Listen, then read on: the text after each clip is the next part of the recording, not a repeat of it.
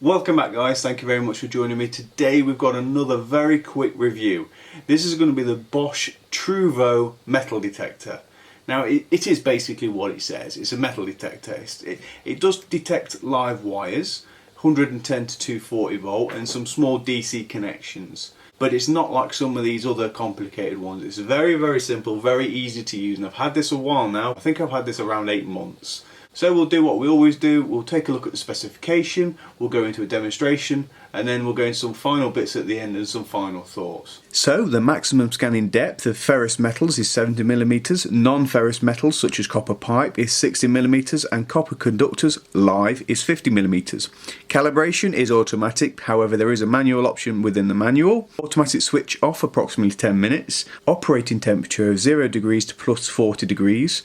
Storage temperature of minus 20 degrees to plus 70 degrees, relative humidity to 30 to 80%, and the batteries are 3 times 1.5V LR3 AAAs. The operating lifetime is roughly 5 hours depending on the usage, and the product weight is 0.15 kg. I've put some materials together and I've made a quick mock setup of some of the things that you might come across that this machine will be able to pick up.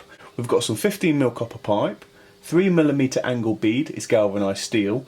We've got some twin and earth, it's not live, and some stud wall channeling. We've also got some wood screws or wall screws in here. With regards to live wires, it will change tone and it will flash rapidly once it comes across a live cable, as you can see here.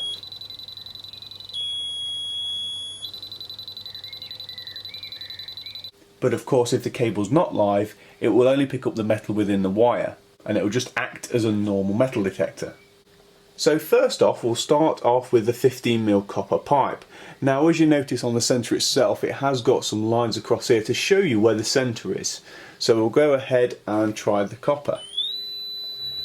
Perfect. Then we'll move across and do the 3mm angle bead. Perfect. Now we'll try the twin and earth, and bearing in mind this is not live.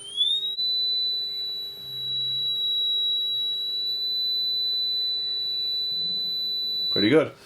So next we'll move off with a stud line, and this actually stops here.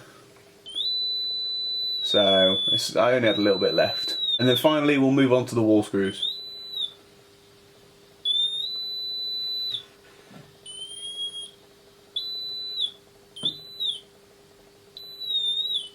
As you can see, it's pretty accurate. Pretty accurate. So with this sensor, it's a very easy and simple premise. The fact is, if it's green, it's perfectly fine to drill. Yellow means it's quite close or in the vicinity of metal, so it's not advised to drill. And of course red, meaning there's metal behind there, or flashing red, a live wire. I have actually come across a few videos online where people have said these don't need to be calibrated. Well, that's not technically true.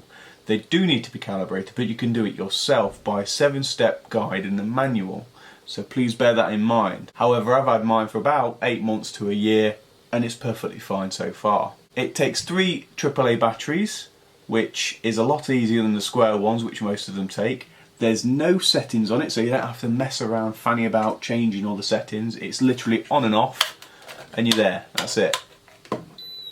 It on and off and you're there. It's doing all the searches it needs to do, so that's one less thing to worry about. This does search for live wires between 110 volts and 240 volts. It can also pick up DC connections and higher and lower frequencies, so it is quite accurate to say it's only 36 quid. And as you notice, when you do come across a live wire, it actually flashes quite rapidly and the tones change. But when you are coming close to the metal or the wire itself, it does go higher and lower in pitch to let you know it's getting closer. Also, when you switch it on, it's got a 10-minute wait on it, so if you don't touch it within the 10 minutes, it will automatically shut itself off to save and preserve battery, which is always an added bonus for me anyway, because I always forget to turn them off. And of course, with any device, you should always get them serviced and keep them up to date with their maintenance. This will actually let you know when it needs servicing, because it will go green, amber, red when there's no metal or anything nearby, and it will keep doing that just to let you know that you need to send it off. It's very easy to do. Just send it off to Bosch and they'll service it.